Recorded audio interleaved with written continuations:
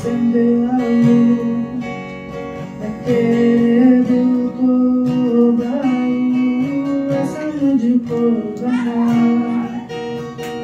ऐसा मुझको बना, मैं तुझको पसंद आऊं, मैं तेरे दिल को भाऊं, ऐसा मुझको बना, ऐसा मुझको बना।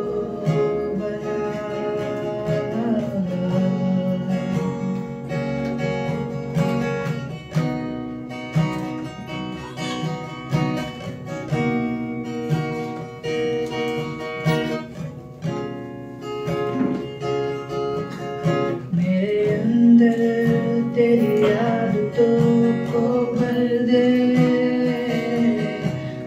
मेरे अंदर तेरी चाहतों को भर दे, मेरे अंदर तेरी आदतों को भर दे,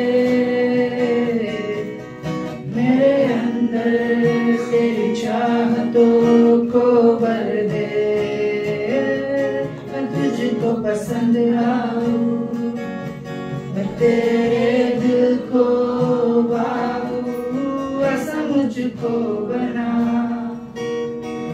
ऐसा मुझको बना।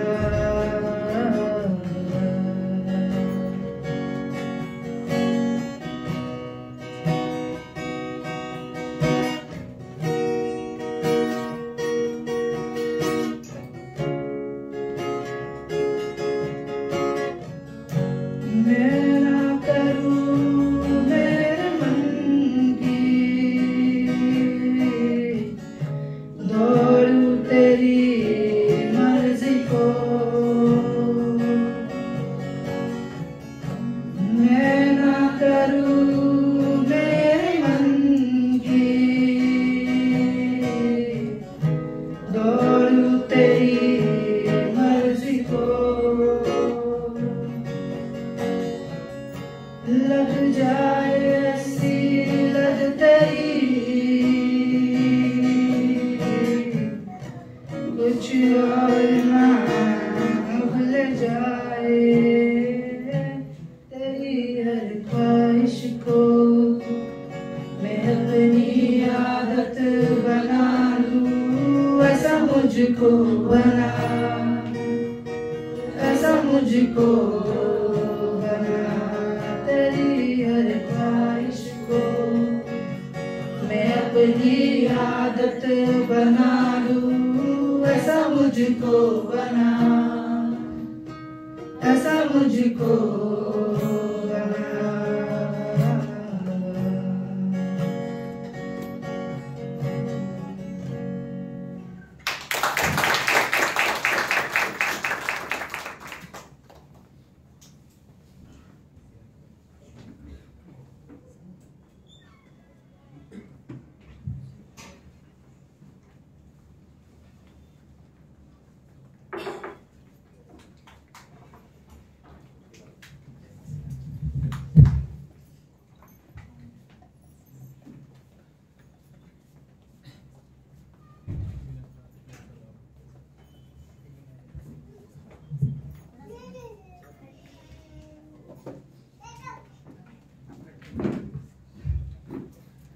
ओके, सो पीछे लोग क्यों खड़े हैं मुझे पता नहीं, कुर्सी तो खाली है, कि आप लोग का खड़े रहने का।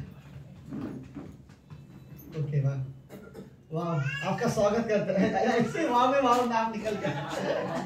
तो हमारे इसमें आकांक्षा, राइट, एक आदत से हो गई, असली नाम भूल रहे लोग आपका, बाय द वे। तो हम आपका स्वागत करते हैं, थैंक यू सो मच आने के लिए।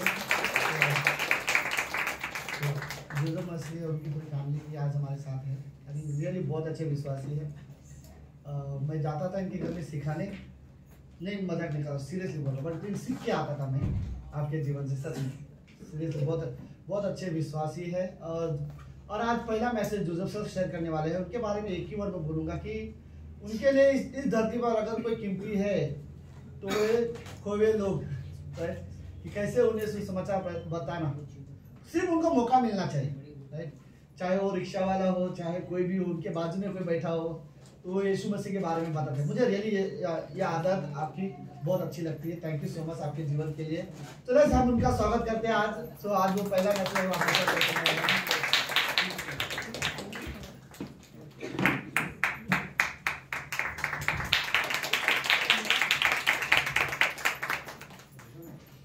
धन्यवाद पास्टर इस मौके के लिए, सरप्राइज के लिए। और कल पास्टर साहब का संदेश बहुत अच्छा था और सबको बहुत प्रभावित किया उस संदेश ने, क्योंकि जैसे पास्टर साहब ने बताया हमारे घर में आते थे और हम सबको सिखाते थे। थोड़ा बहुत हम सीखे हैं जो हम अब कोशिश करते हैं कि किसी को बताएं। मैं किसी के बाद अगर हिंदी की बाइबल है तो वो इस एक आयत को पढ़ सकता है, उत्पत्ति की किताब उसका पहला अध्याय और उसकी दूसरी आयत।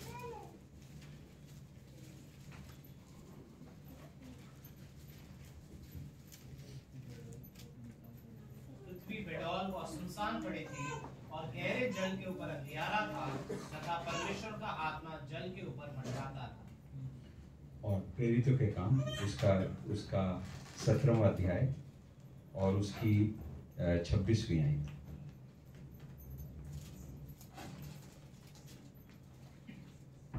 उसने एक ही मूल से मनुष्यों की सब जातियां सारी पृथ्वी पर रहने के लिए बनाई है और उनके ठहराए हुए समय और निवास की सीमाओं को इसीलिए बांधा है। हम लोग सब लोग नए साल पे नई सृष्टि और नएपन की, नए समय की सोच रखते हैं।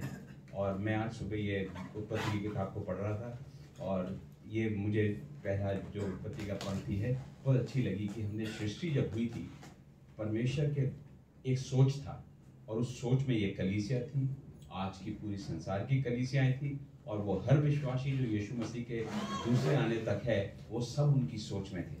पर इसकी जो शुरुआत हुई थी वो बहुत नम्र शुरुआत हुई थी और वो शुरुआत को एक एक दिन करके यीशु मसीह ने धीरज से, यीशु मसीह का हमारे को चरित्र बताया जाता है तो उसमें एक है लॉन्ग सफरिंग, धीरज रखने वाला परमेश्वर।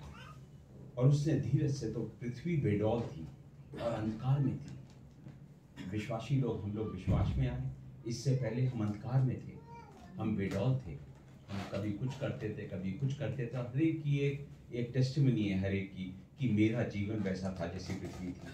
पर यीशु मसीह ने धीरज रखा और धीरे धीरे करके मेरे जीवन को बदला कि मैं आज हम सब यहाँ पर आकर के कलीसिया में जुड़ सकें। और कलीसिया का वर्णन करा गया है कि फुलनेस ऑफ क्राइस्ट, प्रभु यीशु मसीह की भरपूरता जो है वो कलीसिया में है, वो उसका सिर है, हम उसके हिस्से हैं। हम इस लायक बन गए कि अब हम उस यीशु मसीह की देह का हिस्सा बने। हम इस लायक बन गए कि स्वयं प्रभु, जब प्रभु सृष्टि बना रहा था तो सृष्टि इधर थी, प्रभु कहीं और था, स्वर्ग में था और वो यहाँ से सृष्टि का निर्माण कर रहा था। पर जब वो नई सृष्टि बनाता है तो हमारे अंदर से नई सृष्टि बनती है। अब क्योंकि हमने विश्वास किया और वो परमेश्वर जिसने सृष्टि बनाई, पुरानी सृष्टि दूर रह के वो कर रहा था, कुछ नहीं था उसमें से वो कुछ तैयार कर रहा था। पर जब नई सृष्टि बनाने की बात हुई तो हमारे अंदर आके उसने कार्य करना शुरू करा और बोला अब मैं उतना ही धीरज रखूंगा जैसा मैंने सृष्टि बनाने के टाइम धीरज रखा था। और मैंने जो चीजें अपने सोच रखी थी वो आज 6000 साल तक हम उन चीजों को पूरा होता हुआ देख रहे हैं। हम अपने जीवन में उन चीजों को देखते हैं जो 6000 सालों में हुई। फिर अभी मेरी उम्र 61 साल की है। मैं 61 साल से प्रभु के कार्य को देख रहा हूँ अपने जीवन में। मैं अपने माता पिता के जीवन में देखता हूँ, अपने बच्चों के जीवन में देखता हूँ, बाइबल में पढ़ता हूँ। वो हर वचन जो बाइबल में लिखा है सत्य है। उस सत्य का एक सत्य की बहुत सी बातें जो मेरे जीवन से हुई तो मैं बोलता हूँ हाँ, उसके जीवन में, इब्राहिम के जीवन में सत्य था, दाऊद के जीवन में सत्य था, मेरे जीवन में भी सत्य है। वही वचन जैसे उसके जीवन पे लागू हुआ मेरे जीवन पे लागू हुआ।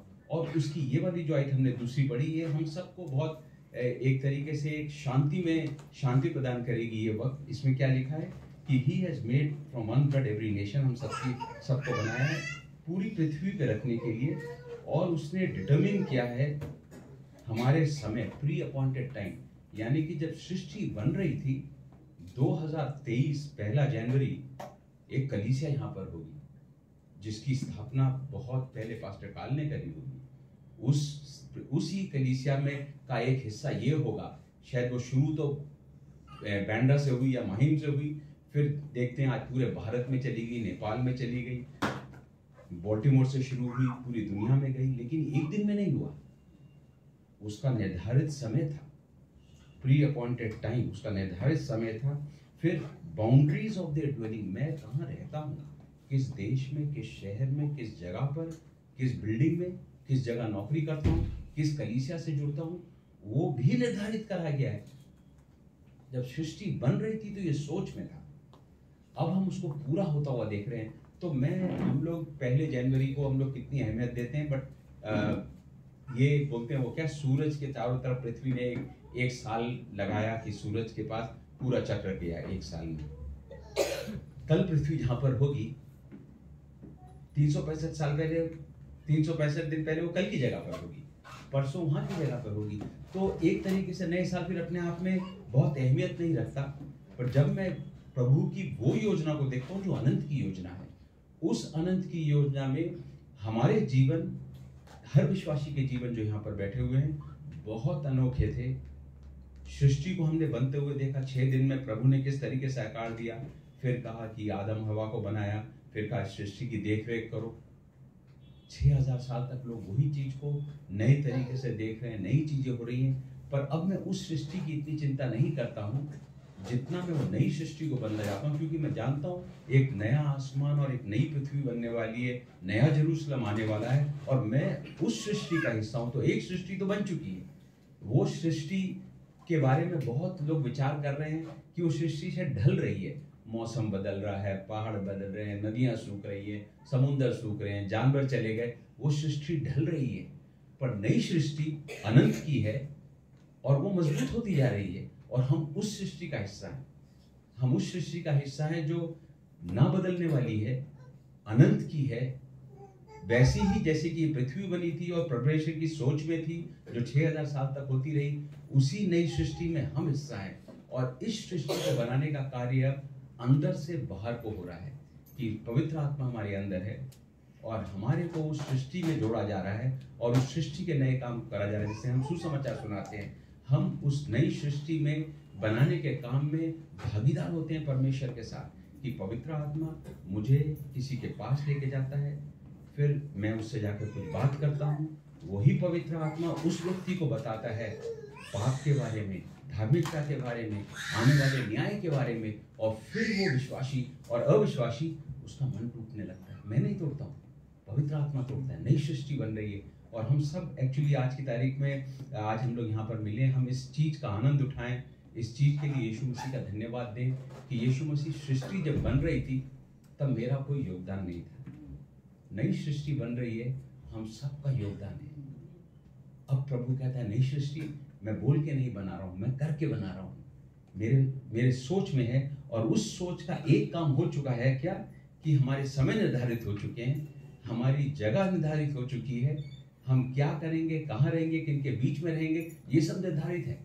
हम इसको होता हुआ देखते हैं। अगर सब कुछ निर्धारित है तो आप समझते हैं कि मेरे को चिंता करने की ज़रा जरूरत नहीं है, क्योंकि कल कुछ होगा मेरे साथ, निर्धारित था, प्रभु की सोच में था, मैं उसको होता हुआ देखूंगा। बट मैं इस चीज़ का हमको आनंद उठाना है कि प्रभु हम धन्यवाद देते हैं कि नई सृष्टि में आप हम सबको उपयोग कर रहे हो। नई सृष्टि में कुछ ढलता नहीं है, सब कुछ बढ़ता है, तो मैं कल की चिंता नहीं करूँ। नई सृष्टि में मैं आपका साथ दे रहा हूँ और आप बोल करके उस चीज़ को नहीं कर रहे हो, आप मेरे अंदर से वो नई सृष्टि का कार्य कर रहे हो। मुझे वो आंखें दे रहे हो, मैं नई सृष्टि को बनता हुआ देख सकता हूँ। वो कान दे रहे हो कि मैं उसको सुन सकता हूँ, समझ सकता हूँ। वो दिल दे रहे हो कि मैं नई सृष्टि को देखने की इच्छा रखूँ। और मैं पुरानी सृष्टि पे मेरा ध्यान हटता जाता है, जिसको हम दुनिया से वर्णन करते हैं कि दुनिया से मेरा ध्यान हटता है और उन अनदेखी चीज़ों पे जाता है विश्वास, अनदेखी चीज़ों का। नया जेरूसलम आएगा, यीशु मसीह आएंगे, न्याय होगा, सब लोग, हम लोग यीशु मसीह के साथ राज करेंगे और हम उस चीज़ का हिस्सा हैं। प्रभु ने हमें चुना और हम सोचते रहते हैं, ये बहुत बड़ा भारी प्रश्न है, परमेश्वर क्या देखा हमें कि हमको चुना? वो जवाब नहीं है। उसने वो प्रेम दिया, उसी पवित्र आत्मा ने हमारे अंदर उस प्रेम को स्वीकार करने की इच्छा रखी। हमें कहीं पे पाप, न्याय, धार्मिकता का सोच दिया और हम विश्वास में आ गए। ये एक जिसको बाइबल में बताया है, कलीसिया एक मिस्ट्री है। मिस्ट्री का हिंदी नाम क्या होता है? रहस्य है। रहस्य है, रहस्य की खोज नहीं कर सकते हम। ये रहस्य है कि हम यहाँ पर आके इतने जन मिलते हैं, रहस्य है। कुछ लोगों से हम कितने साल पहले मिले, रेशमा यहाँ पर है, कितने साल मिले, पर नई सृष्टि मजबूत होती है, पुरानी सृष्टि ढलती जाती है। बहुत पैसा जाता है, बहुत लोग उसके ऊपर कार्य करते हैं पर बना नहीं पाते। बहुत होता है, साल 2 साल 10 साल तक वो चीजें बनती हैं, फिर नहीं करनी पड़ती हैं। हम विश्वास में आए, उसके बाद में विश्वास में बढ़ रहे हैं, मसीहत में आए, मसीहत में बढ़ रहे हैं, नई सृष्टि का गहरा हिस्सा हो रहे हैं। पहले सिर्फ हम थे और प्रभु का काम हमारे बीच में हो रहा था, अब प्रभु हमको इस्तेमाल कर रहा है नई सृष्टि में दूसरों को जोड़ने का कार्य, उसके परिवार को बढ़ाने का कार्य। और हम आज के नए दिन में सिर्फ इस बात के लिए धन्यवाद दे सकते हैं परमेश्वर का कि परमेश्वर हम इस लायक नहीं थे कि आपने पहले हमें तो नई सृष्टि में चुना। हम इस लायक नहीं थे कि आपने नई सृष्टि में अब हमारा इस्तेमाल किया। कि सृष्टि बन रही थी तो किसी का वर्णन नहीं है कि किसी ने चांद तारों के लिए कुछ सोचा और कुछ कहा। सब परमेश्वर ने सोचा, परमेश्वर ने किया। नई सृष्टि में एक एक जन, यहाँ पर एक एक जन का इस्तेमाल किया जा रहा है। कितनी बड़ी बात है ये चुनाव, कितना बड़ा चुनाव है और इसमें हमारा कोई योगदान नहीं है, उसके अनुग्रह से हम इस्तेमाल किए जा रहे हैं। आइए हम लोग प्रार्थना करें। धन्यवाद देते हैं यीशु मसीह इस समय के लिए और पास्टर साहब की लीडरशिप के लिए, उनकी टीम के लिए, चर्च के हर एक सदस्य के लिए, अच्छे वचनों के लिए। मसीह बाप कि यहाँ पर वचन बांटा जाता है, कई बार उस वचन को हम बांटते हैं, बांटने वाले के बाद ध्यान में कई बार शैतान ऐसी सोच डाल सकता है कि क्या किसी को उसका पूरा असर हुआ।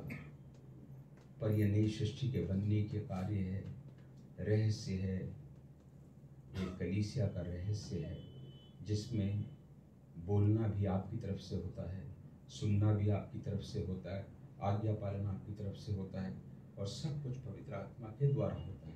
और हम धन्यवाद देते हैं इस अनोखी योजना में हमें चुनने के लिए, इस्तेमाल करने के लिए और साल में फिर ऐसा दिन देने के लिए जब हम इसके बारे में सोच सकें, मनन कर सकें, धन्यवाद दे सकें और फिर पूरे साल और आने वाले जीवन में इस नई सृष्टि को अपने जीवन में देख सकें, दूसरों के जीवन में देख सकें और लगातार आपका धन्यवाद दे सकें उन अद्भुत नई बातों के लिए जो आप कर रहे हैं। यीशु मसीह के नाम से मांगते हैं।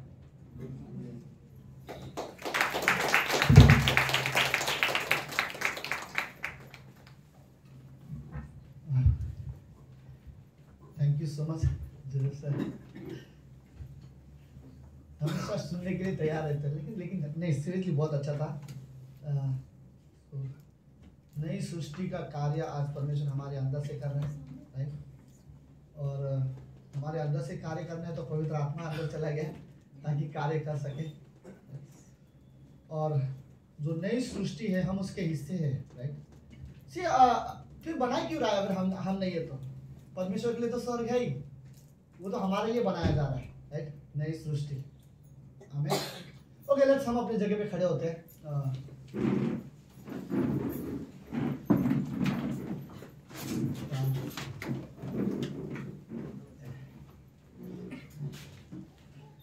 ओके, दूसरा कुरिन्थियों की किताब। ओके मैम, मे बी अगर किसी के पास बाइबल नहीं तो मोस्ट प्रोबेबली सबके पास है, ये अच्छी बात है। अगर नहीं है तो हमारे पास स्क्रीन में बाइबल है, तो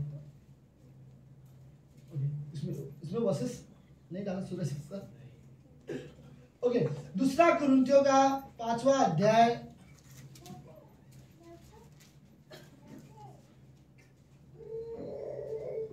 ओके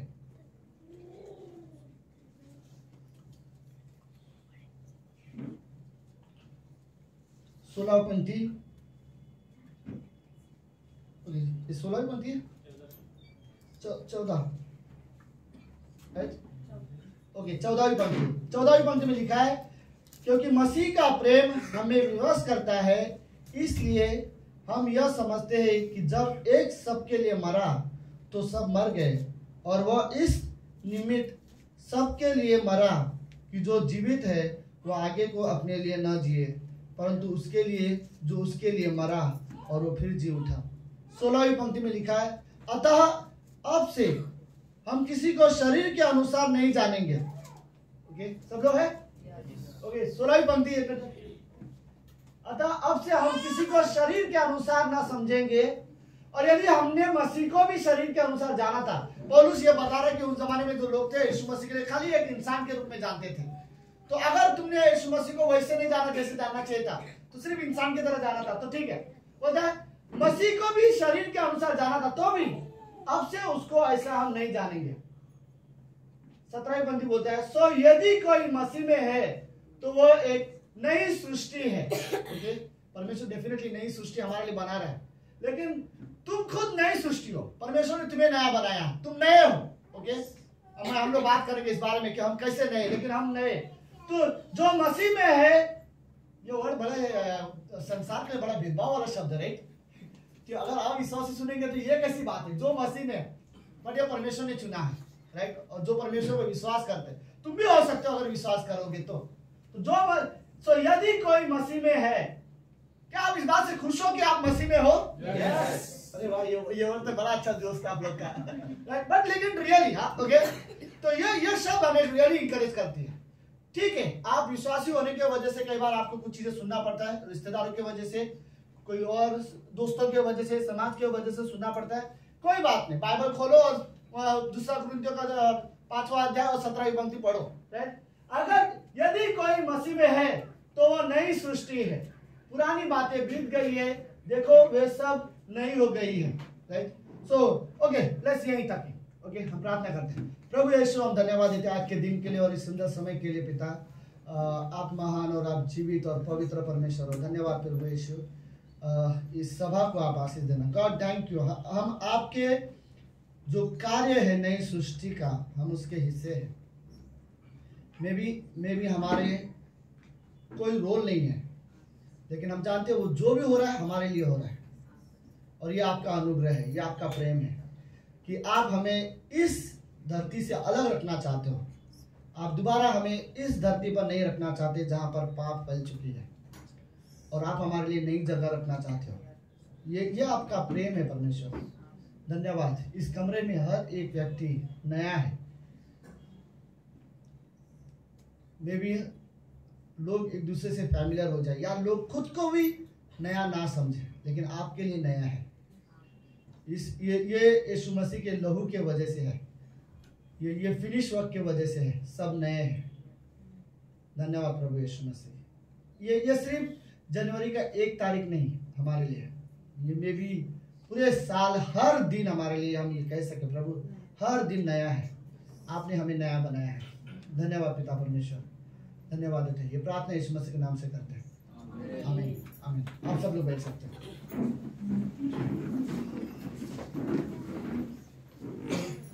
प्रकाशित वाक्य का 21वां अध्याय, उसकी 5वीं पंक्ति भी मुझे 21वां अध्याय 5वीं पंक्ति भी मुझे पसंद है, जो कहता है कि देखो जो सिंहासन पर बैठा है उसने ये कहा कि मैं सब कुछ नया कर दूंगा, राइट। सो लेकिन ये वर्ष जो मसीह में है वो एक नई सृष्टि है। ओके, यह व्यक्ति जो सब कुछ नया करने के लिए आ रहा था इस धरती पर, अफसोस कि उसके लिए खुद के लिए जगह नहीं थी, राइट। जब प्रभु, सबको पता है कहानी। ओके, उससे पहले थोड़ा सा ये क्रिसमस का मैसेज नहीं है डेफिनेटली, लेकिन दिसंबर तो खत्म भी हो गया, मैं बोले और तो दिसंबर चल रहा है तो ओके, बट कुछ हिस्से ज्योतिषी के बारे में। मुझे ज्योतिषी सबको पता है बाइबल में। ओके, जब ये ज्योतिषी जब यीशु मसीह को ढूंढने के लिए गए थे, तो इनके बारे में मुझे कुछ चीजें बहुत पसंद है। पहली चीज तो ये ज्योतिषी वो नहीं थे जिनको दर्शन देके परमेश्वर ने बताया था या स्वर्गदूत ने बताया था कि यीशु मसीह का जन्म हुआ है, नहीं, राइट।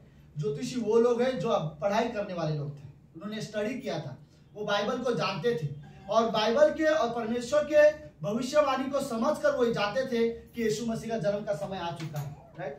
और वो समय के अनुसार पूरे इजराइल में कुछ ही लोग थे जो ढूंढ रहे थे कि उसका जन्म कहाँ पर होने वाला है, राइट। ठीक है, क्या बोलते हैं, चरवाहे को भी पता चला, लेकिन स्वर्गदूत ने आके बताया। मरियम को पता चला क्योंकि स्वर्गदूत ने आके बताया। यूसुफ को पता चला क्योंकि स्वर्गदूत ने आके दर्शन दिया और बताया। लेकिन ज्योतिषी वो लोग थे जिनको किसी ने बताया नहीं था, लेकिन वो लोग थे जो परमेश्वर के वचन में अभ्यास करते थे, स्टडी करते थे, उसे जानने की कोशिश करते थे, और समय आया तो ढूंढने वाले लोग थे, राइट। तो मुझे ऐसा लगता है कि आज की तारीख में हमें ज्योतिषी की तरह जीवन जीने की जरूरत है, राइट। आप ये नहीं बोल सकते जब प्रभु मुझे दर्शन देगा, समझाएगा तो मैं बदल जाऊंगा, नहीं, राइट। पढ़ाई करो, परमेश्वर की योजना के लिए दर्शन की खोज मत करो कि प्रभु यीशु मुझे दर्शन देगा। नहीं, पढ़ाई करो और जानो कि परमेश्वर की क्या योजना है आपके जीवन के लिए। मैं आपकी बात बताऊं, सुनो सच्ची, परमेश्वर ने अगर आपके लिए योजना बनाया है वो आपको नहीं बताएगा तो किससे बताएगा, राइट। कई सारे लोगों को लगता है परमेश्वर मुझसे बात नहीं करता। क्या यह सच है कि परमेश्वर आपसे बात नहीं करता, या यह सच है आप सुनना नहीं चाहते, राइट, आपके पास समय नहीं है?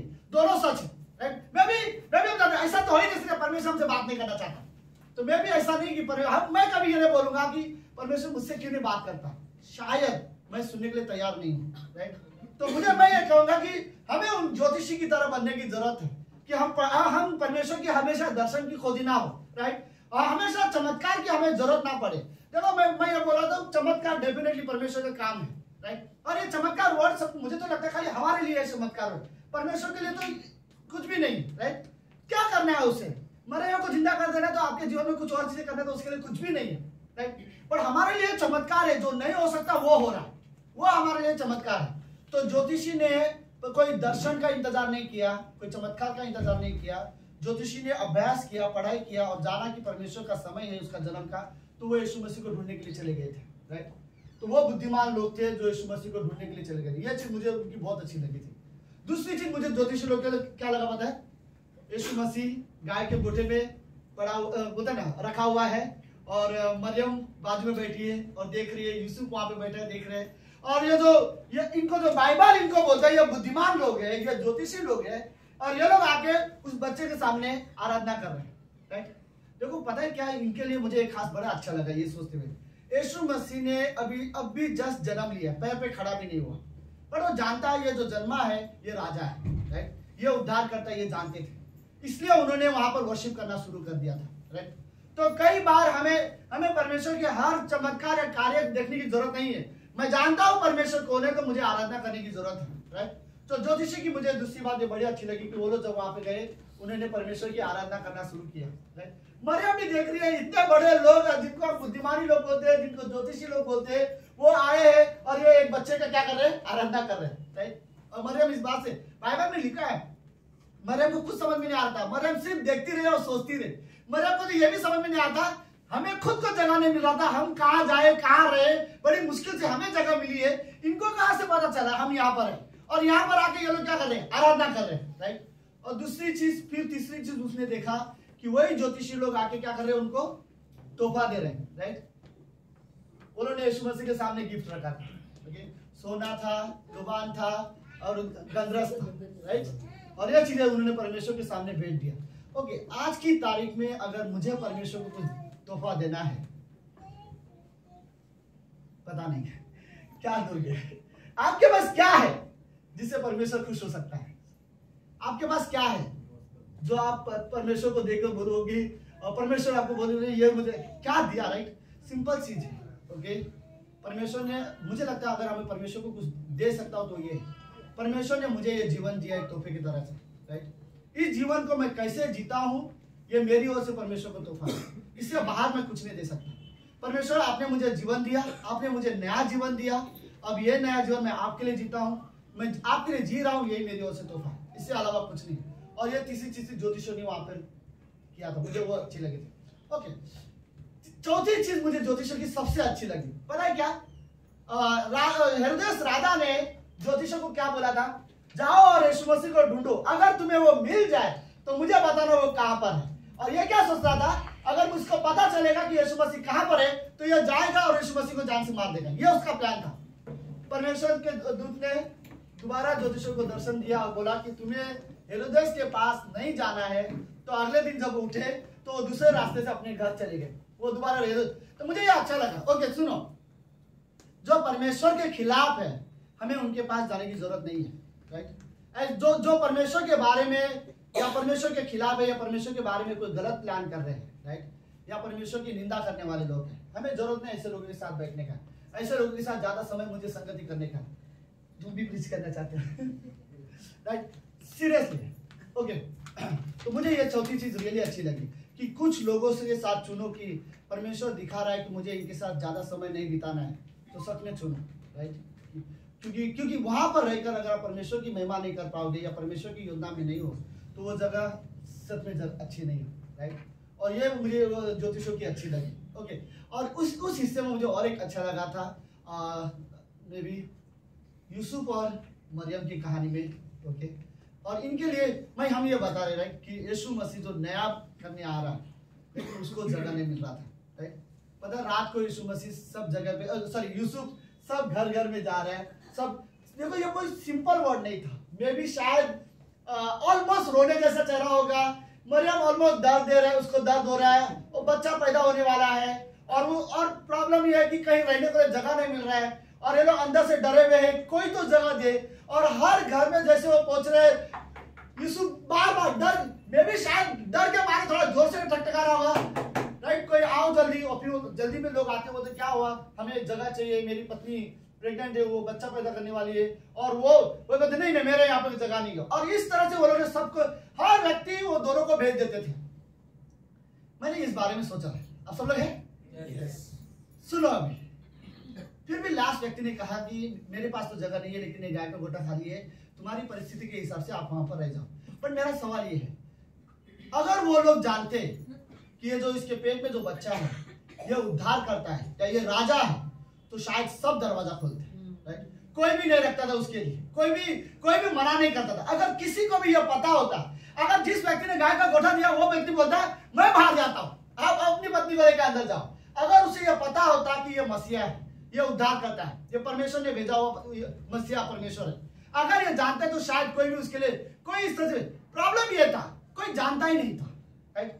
जब वो लोग उसके बारे में यीशु मसीह को नहीं जानते थे कि ये कौन है, ये क्या करने वाला है, इसका मकसद क्या है दुनिया में आने का, जब जानते ही नहीं थे तो लोग जगह नहीं देते। पता है क्या मैं बोलना चाहता हूँ, आज भी ऐसे लोग हैं यीशु मसीह को जो आज भी जानते ही नहीं है, अभी तक उन्होंने अपना दिल का दरवाजा परमेश्वर के लिए नहीं खोला है, राइट। जो नहीं जानते वो क्या है, 2000 साल पहले उसने क्या किया, वो वापस आने वाला है, वो न्याय करने वाला है, वो एकमात्र उद्धार करता है, अभी तक कई सारे लोग नहीं जानते। इसके लिए अभी तक किसी लोगों ने उसको जगह नहीं दिया। हर कोई बोलता है कि नहीं हमारे पास अपने है, राइट। हम जिसकी आराधना करते हैं, हम जिसके पीछे चलते हैं वो है हमारे पास, और हमारे पास किसी और के लिए अब जगह नहीं है, राइट। बाहर जगह है, आप बाहर जाओ, राइट, लेकिन हमारे घर में अभी तक जगह नहीं है। लोग नहीं जानते यीशु मसीह के बारे में, राइट।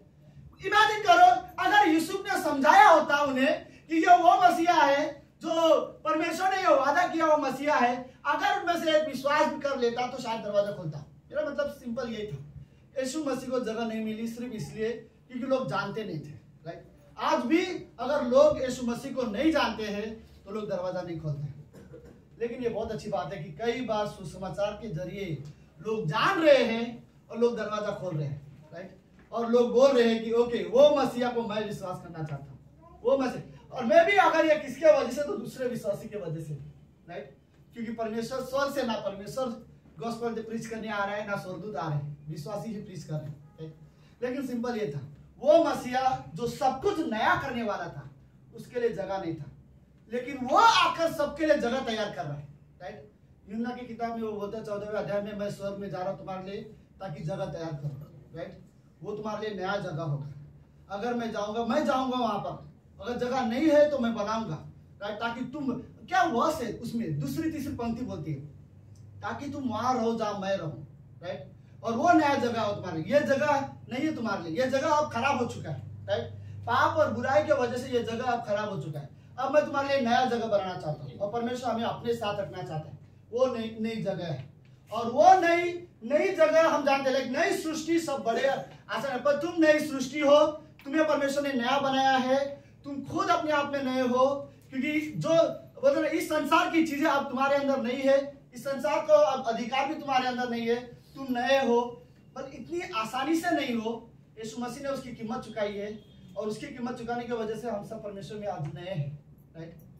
तो हमारे साथ बड़े आसानी से हम नया साल एंजॉय कर सकते हैं, राइट। लेकिन हम रियली लगे मेरे लिए तो कल भी दिन हमारे लिए नया होगा, राइट। परसों भी हमारे लिए नया होगा यीशु मसीह की वजह से, राइट। तो हमें उस नया में जीवन जीने की जरूरत है। ओके, लेट्स, ये पंक्ति क्या बोलती है, 17वीं पंक्ति बोलते है, इसलिए यदि कोई मसीह में है तो वो एक नई सृष्टि है। मुझे दूसरा लाइन ज्यादा पसंद है, क्योंकि शायद हम सभी के अंदर वो पॉइंट है, पुरानी बातें बीत गई है, परमेश्वर धन्यवाद। ओके, सच में अगर आपको, सुनो मेरी बात, अगर आपको याद हो 2 सेकंड के लिए, अगर आपको याद आ जाए कि आपने पुराने समय में क्या क्या गलती किया है, क्या क्या पाप किया है, फिर से यह पंक्ति बोलती है पुरानी बातें बीत गई। तो आप बोले वाह, राइट, परमेश्वर तेरा धन्यवाद हो कि मैं जानता हूं मैंने क्या किया है, मेरी पुरानी बातें मुझे कभी भी आप एक्सेप्ट नहीं करोगे। यहां तक कि कुछ मेरी पुरानी बातें, मैं मेरे बारे में बात कर रहा हूं, मेरी पर्सनली कुछ पुरानी बातें ऐसी है, अगर आज मैं बात करूं तो मुझे शर्म आएगा, लेकिन ये बाइबल पंक्ति मुझे इंकरेज करती है, बीत गई वो बात है, राइट। परमेश्वर हमारी पुरानी बातों के बारे में नहीं लिखा लेगा, वो पूछेगा नहीं तुमने क्या क्या किए थे, काफी है, राइट। कोई व्यक्ति अगर तुम्हें बोले कि तुमने ये गलती किया था, तुम्हारी गलती याद दिलाए, मैं आपको सच कहता हूं उसे भी याद दिलाओ कि 2000 साल पहले यीशु मसीह ने क्या किया था, राइट। और वो फिनिश वर्क की वजह से हमारे जो पाप थे वो क्षमा किए गए थे, right. I think thank God. मुझे दूसरी लाइन ज्यादा अच्छी लगती है, पुरानी बातें बीत गई है, राइट। सो अगली पंक्ति वर्ड क्या बोलता है, कौन सी है?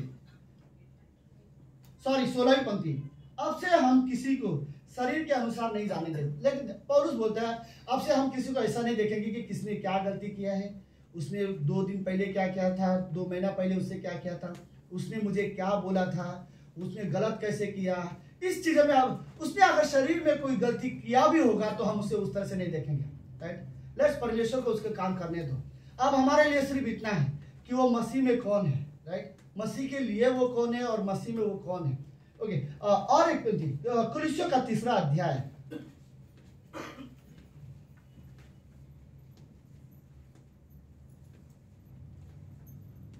ओके, कुरिन्थियों का 3रा अध्याय पहली पंक्ति में लिखा है, सो जब तुम मसीह के साथ जिलाए गए तो स्वर्गीय वस्तु की खोज में रहो, जहां मसीह वर्तमान है और परमेश्वर के दाहिनी ओर क्या है, बैठा हुआ है। अगली पंक्ति कहता है, पृथ्वी पर की नहीं परंतु स्वर्गीय वस्तु पर ध्यान लगाओ। ओके, ऑलराइट, क्योंकि तुम तो मर गए और तुम्हारा जीवन मसीह के साथ परमेश्वर में छुपा हुआ है, राइट। अब हमारा जीवन, सुनो, कोई भी इंसान अगर परमेश्वर के सामने खड़ा होगा, राइट, उस व्यक्ति के आगे परमेश्वर को उसका पुत्र का चेहरा दिखा देता है, राइट, कि इसने क्या गलती किया, परमेश्वर के लिए कोई फर्क नहीं पड़ता। परमेश्वर ये देखता है कि इसके वजह से मेरे बेटे ने क्या कीमत चुकाई है, और उसकी चेहरा देखकर बोलता है तुम पवित्र हो, तुम धर्मी हो, तुम्हारे अंदर कोई गलती नहीं है, जो भी गलती थे मेरे, तुम उतने अच्छे हो जितना मेरा बेटा अच्छा था, राइट। जितना यीशु मसीह अच्छा था, जितना वो धर्मी हो उतने ही तुम धर्मी हो, जितना वो पवित्र है उतने तुम पवित्र हो, राइट। तो हमें क्या कोशिश करना है, देखो इस धरती की चीजें अब जुनी हो गई है, पर आपको एक बात बताऊं, नई चीज बनानी होती है तो कभी कभी पुरानी चीज को तोड़ना पड़ता है, राइट। रेनोवेशन करने के लिए नया बनाना है तो पुराने, हाँ सीरियसली मेरे अंदर कुछ पुरानी आदतें हैं, अगर मुझे मसीह के स्वभाव में, नया स्वभाव में जीना है तो मुझे मेरे साथ पुराने स्वभाव दोनों को साथ में लेकर नहीं चल सकता, मुझे मेरे पुराने स्वभाव को तोड़ना पड़ेगी, जरूरत है। सबसे पहले फॉर एग्जाम्पल, हम सबका पहले कुछ और विश्वास था, राइट, हम कुछ और विश्वास करते थे, लेकिन जिस दिन हमने यीशु मसीह को जाना और सडनली हमारा जो पुराना विश्वास था वो टूट गया और फिर हमने यीशु मसीह में विश्वास करने लगे। मैं आपको मेरे काम में सिंपल हो गया, ये घटने तो कईयों के साथ होता है, राइट। हमारी फैमिली इसी तरह से बिलीवर बने थे, तो हमारा पूरा मेरी एक बड़ी बहन थी, बड़ी सिस्टर थी, तब मैं नेपाल में था, मैं मुंबई में था भी नहीं, बट यहाँ पर आने के बाद मुझे घटना पता चला कि हमारे जो परिवार थे सब क्रिश्चियन हो गए, राइट। और फिर उसके बाद हमको भी जाना पड़ता था, ओके। लेकिन हुआ ये था, मेरी सिस्टर को करीब 9 महीने तक उनके अंदर दुष्ट आत्मा का प्रॉब्लम था, और वो दुष्ट आत्मा का जो चीजें था वो उसके वजह से 9 महीने पूरा परिवार परेशान था। आप इमेजिन कर सकते हो, एक जन को घर में ऐसा होता था, पूरा परिवार परेशानी होता है। तो 9 महीने तक फिर सडनली मैं आपको बताऊं, उनके अंदर पता नहीं क्या था कि दुष्ट आत्मा जब उनके अंदर आता था और वो जब रास्ते में भागते थे वो इतनी तेजी से भागते थे, कोई उन्हें पकड़ भी नहीं पाते थे, राइट। कई बार लोग उसको देखकर ना, वो भागते हुए देखकर टैक्सी पकड़ के उनके पीछे भागते थे, इस तरह से लोग। और फिर जैसे हमारे दादाजी थे, उन्होंने हाथ में पकड़ के जब उनको घर पे जबरदस्ती करके क्या बोलो रोक कर खींचने लगे, तो वहां के कुछ लोग थे ना, उनको गलत लगा और वो लोग मेरे दादाजी को मारने के लिए वो लोग जमा हो गए थे। फिर और भी लोग आए टैक्सी पकड़ के और वहां पे पहुंचे तो उन्होंने बताया ऐसा ऐसा है, तो बताया। फिर बाद में देखा सब लोग ने उसको खींच कर लेके जाने की कोशिश कर रहे थे, तो वो मेरी जो बहन थी वो रास्ते में सो गई, और वो सोने के बाद जितने भी आदमी से सब उठाने की कोशिश कर रहे, कोई भी उठा नहीं पा रहा। और अब एक ही नहीं करेंगे, फिर जाके कोई एक आता था, बाइबल उनके हाथ में था, वो बाइबल छूते तो वो उछल के खड़ी हो जाती थी, राइट। और फिर वो जाके पंडित जी फिर घर पे लेके आया और उस दिन एक पास्टर ने उनके सिर पर प्रार्थना किया हाथ रखकर, और उसी दिन वो ठीक हो गई थी। उसके दिन के बाद हमारा सबका विश्वास जो था, जो पहले वाला था, वो अचानक से टूट गया। मतलब हमने सब कुछ किया, ठीक नहीं हुआ। एक आदमी आता है, प्रार्थना कर रहा है और ठीक हो जा रहा है, फिर हमारा भी विश्वास यहाँ पर लगने लगा। मेरा कहने का मतलब ये, पुराना विश्वास टूटा तब जाके नया विश्वास शुरुआत हुआ, राइट। तो कहीं ना कहीं फिर धीरे धीरे जब बाइबल पढ़ते हैं तो और भी पुरानी चीजें, फिर धीरे धीरे पुरानी एक एक आदत टूटने के जाने लगी, फिर नई नई आदतें। फिर आपको मैं बताऊं, 2-3 ऐसे परिवार हैं मेरे परिवार में जो शराब बहुत पीते थे उस समय में। विश्वासी होने के बाद वो सब ने शराब पीना छोड़ दिया, राइट। एक एक करके जो पुरानी आदत थी वो टूटी गई और वो नए स्वभाव में जीने लग गए। धीरे धीरे एक परमेश्वर का डर आने लग गया और फिर परमेश्वर की वजह से कुछ बुराई वाली चीजें जो दोनों ने करना छोड़ दिया। तो मेरा सिंपल कहना ये है, राइट। फिर धीरे धीरे उनमें से कई उसी जो ड्रिंक करता था उसी में से एक आप प्रभु की सेवा कर रहा है ब्रदरन चर्च में, राइट। एक मेरा बड़ा भाई है, वो वहाँ पे मिनिस्ट्री कर रहा है। तो कहीं ना कहीं वो बदलाव हम लोग देखते हैं और पुराना जीवन अचानक से छोड़ दिया। तो मेरा कहने का मतलब ये है, नया बनने के लिए कुछ पुरानी चीजें टूटना जरूरी है, राइट। मे भी है, ओके। नम्र बनने के लिए घमंड को टूटना पड़ेगा, राइट। किसी को प्रेम करने के लिए पहले नफरत जो है उसे बाहर निकालना पड़ेगा। किसी को मैं माफ नहीं कर पा रहा हूँ, क्षमा नहीं कर पा रहा हूँ, तो जो कड़वाहट है उसके लिए उस चीज को टूटना पड़ेगा, तभी जाके हम नया जीवन जी सकते हैं, राइट। तो ये नया जीवन, तो वहां पर वो पंक्ति दूसरी पंक्ति बोलते हैं, पृथ्वी पर की नहीं परंतु स्वर्गीय वस्तु पर मन लगा। क्या है स्वर्गीय वस्तु पर मन लगाना? अगर आप सोचना चाहते हो कि स्वर्ग में सोने के रास्ते हैं या उससे क्या होगा, स्वर्ग है, हमने भी सुना है, राइट। स्वर्ग में सोने के रास्ते हैं, बट स्वर्ग क्या परमेश्वर ये कहना चाहता है स्वर्ग के गेट के बारे में सोचो, सड़क के बारे में सोचो? नहीं, स्वर्गीय स्वभाव के बारे में भी बोला, राइट। स्वर्गीय वस्तु के बारे में, राइट, कि मुझे जीना है तो उसके बारे में सोचना।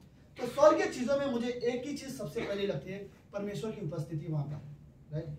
अगर उस स्वर्ग में परमेश्वर की उपस्थिति नहीं है, वहां से हटा दो या कहीं और जा, फिर स्वर्ग क्या रहा फिर, राइट। फिर खाली एक अच्छा जगह, फिर वो भी कुछ नहीं है, राइट। तो स्वर्ग में अगर कोई अच्छी चीज है तो परमेश्वर की उपस्थिति है। तो अगर मुझे इस नए जीवन में जीने के लिए अगर स्वर्गीय वस्तु पर मन लगाना है तो सारी चीजें उसी एक स्टेटमेंट में कंप्लीट हो जाएगा, राइट। आप परमेश्वर की उपस्थिति के बारे में सोचो, तो ये सच में ये परमेश्वर की उपस्थिति हमारे जीवन को बदल देती है। मैं आपको उदाहरण लास्ट में ये ओके, अगर सपोज मैं मेरे लाइफ में अकेले हूँ और मैं भी शायद कोई गलत करने वाला हूँ और मैं सोचता हूँ कि परमेश्वर की उपस्थिति वहां पर है, जो मैं कर रहा हूँ मैं अपने आप को रोक दूंगा। अगर मैं ये सोचूं कि नहीं, परमेश्वर मुझे देख रहा है, राइट, मैं जिस तरह से बात कर रहा हूँ परमेश्वर सुन रहा है, मैं कैसे लोगों के साथ व्यवहार कर रहा हूँ परमेश्वर मुझे देख रहा है, और ये चीजें मैं देखूं तो मैं खुद अपने आप को धीरे धीरे एक एक चीज करने से रोकूंगा जब मुझे यह एहसास होगा कि परमेश्वर की उपस्थिति वहां पर है, राइट। तो स्वर्गीय वस्तु पर वैसे तो बहुत है स्वर्गीय वस्तु पे हम जिसमें मन लगा सकते हैं, लेकिन एक बेस्ट चीज है जो स्वर्गीय वस्तु पर हमें मन लगाना चाहिए, वो यही है, राइट, कि परमेश्वर की उपस्थिति, राइट। हमारे लिए इससे ज्यादा और क्या बेहतर हो सकता है कि हम परमेश्वर की उपस्थिति में हम जीवन जीना चाहते हैं। इवन लास्ट में अगर मैं वर्ड बोलूं तो ओके, इस दुनिया के अंत में या आपके जीवन के या हमारे जीवन के अंत में, देखो जब हम परमेश्वर के पास जाएंगे इससे कोई मतलब नहीं रहेगा आपने अपने जीवन में क्या कमाया, कितना नाम कमाया, कितना सक्सेस हासिल किया, ये सारी चीजें कोई मायने नहीं रखेगा। जीवन के अंत में सिर्फ ये मायने रखेगा आपका रिश्ता परमेश्वर के साथ कैसा था। अगर आपको लगता है आपका रिश्ता परमेश्वर के साथ अच्छा था तो आपके लिए काफी है, राइट। अगर इस धरती पर यदि आपको लग रहा है कि सब कुछ अच्छा है लेकिन रिश्ता परमेश्वर के साथ अच्छा नहीं है तो वो सब कुछ छोड़ दो, सीरियसली पहले परमेश्वर के साथ रिश्ता अच्छा बनाना, राइट। जीवन के अंत में हमारे लिए यही चीजें ज्यादा माने रहेगा कि हमारा रिश्ता परमेश्वर के साथ अच्छा रहे। आमीन। ओके, लेट्स प्रार्थना करते हैं।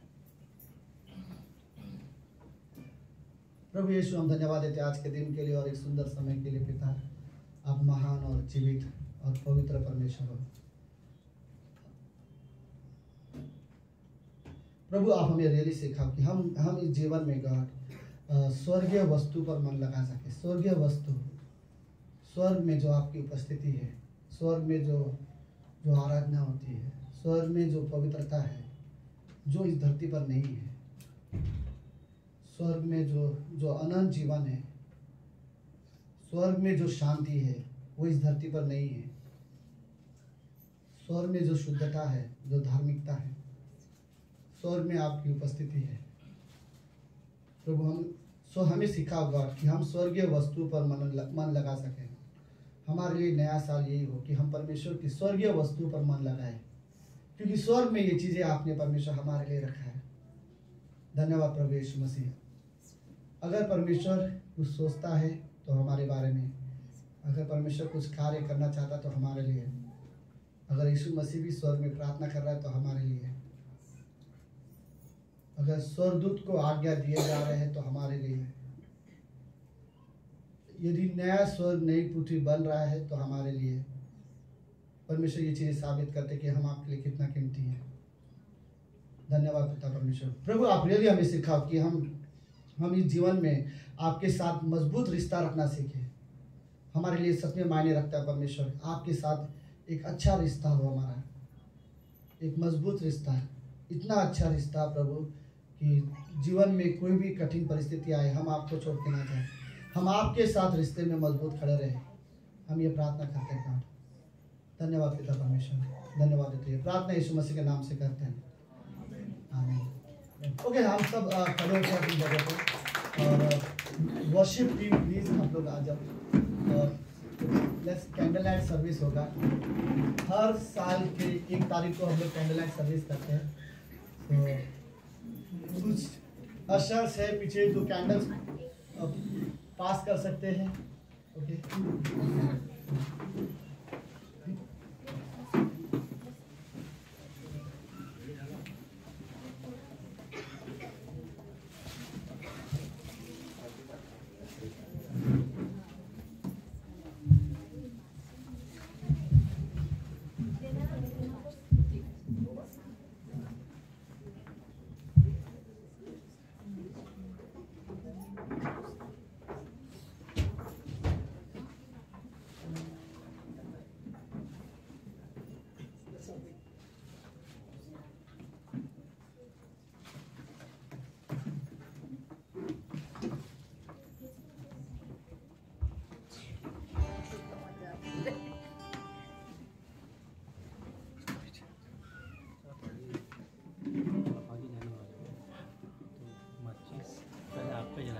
नहीं किसका भी जला दो, नहीं तो आप पार्सल पूरा कर देना।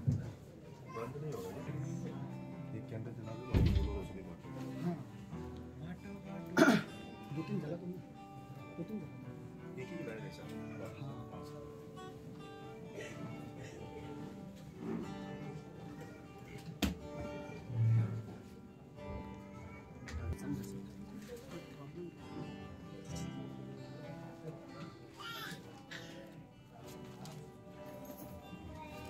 खत्म हो गया।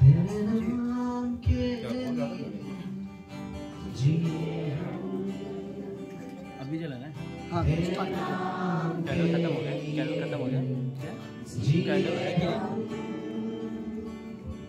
तेरे नाम के लिए जिए हम, तेरे नाम के लिए जिए हम। तू बड़े मैं कटूं, मेरे जीवन से महिमा तुझे मिले। तू बड़े मैं घटूं, मेरे जीवन से महिमा तुझे मिले। स्तुतियों के बीच में विराजमान प्रभु, तू बड़े और मैं घटूं। स्तुतियों के बीच में विराजमान प्रभु, तू बड़े और मैं घटूं। तू बड़े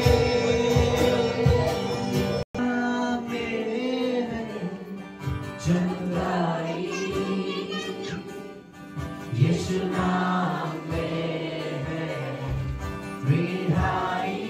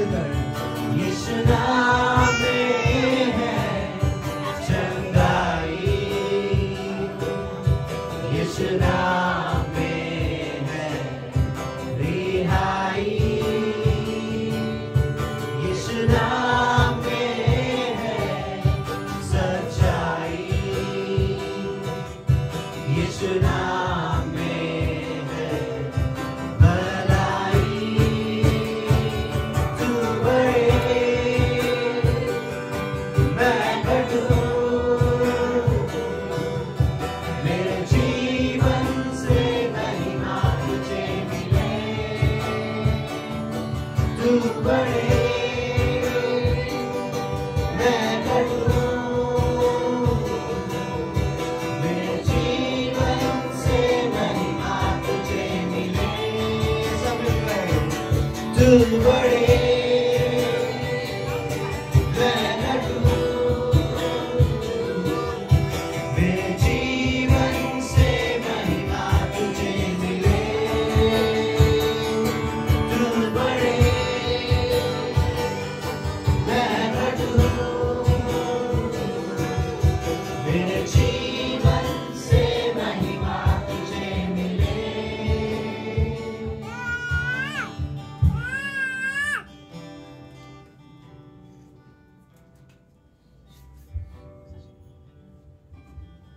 ओके, सारी लाइट्स बंद कर सकते हैं?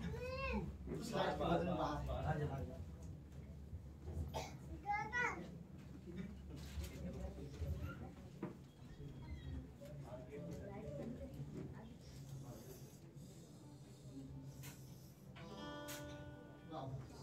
ओके, हेलो हेलो शशि, कितना नंबर है?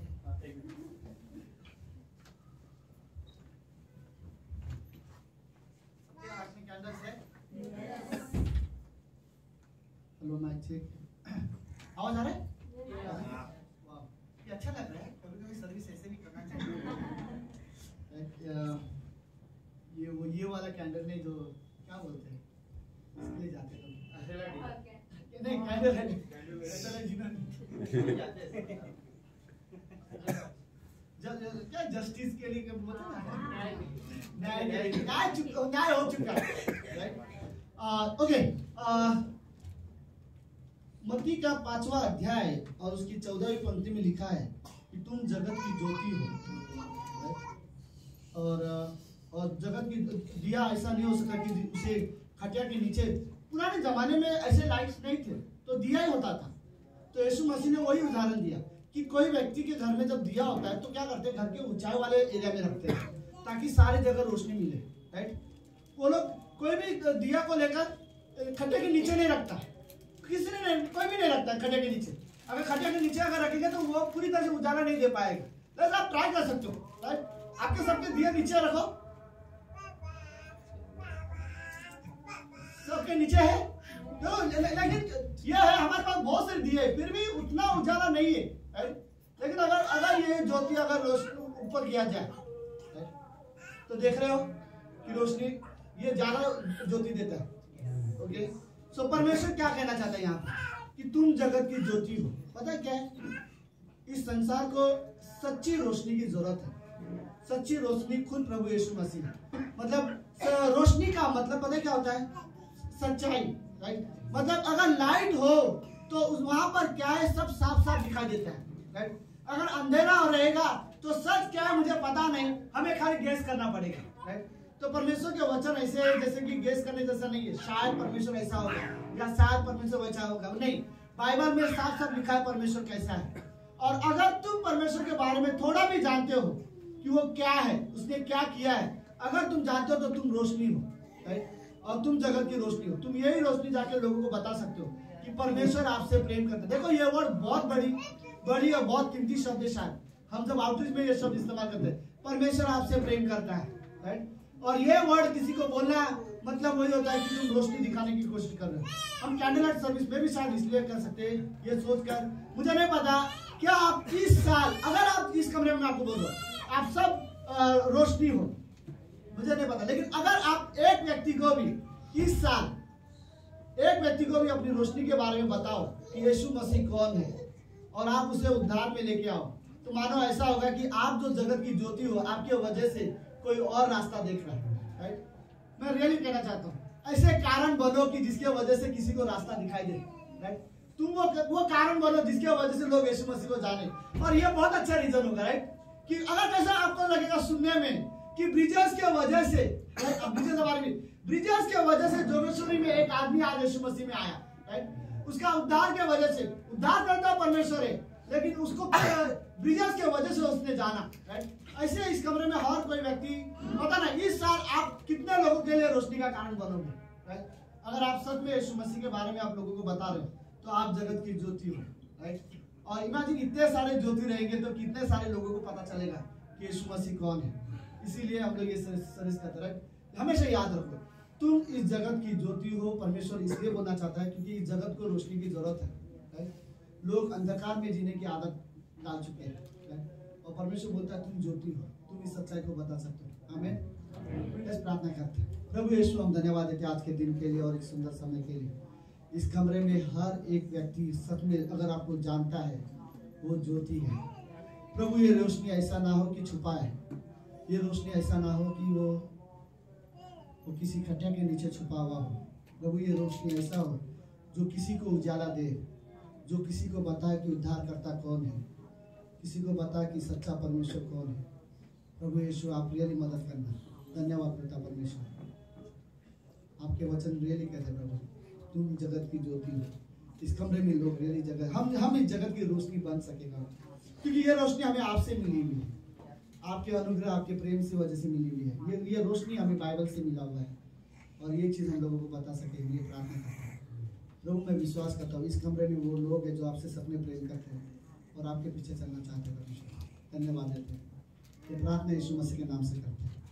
आमीन आमीन आमीन आमीन। एक बात देखो, अगर रोशनी ऊंचाई में रखा जाए तो रोशनी कितनी पावरफुल होती है। तो मुझे नहीं पता, इस कमरे में डेफिनेटली विश्वास करना चाहता हूँ कोई ना कोई आपके वजह से कोई ना कोई उद्धार में आएगा। आमीन आमीन। ओके, बाय द वे अब इसको पुट कर सकते हैं, लाइट लगा सकते हैं। Thank you so much.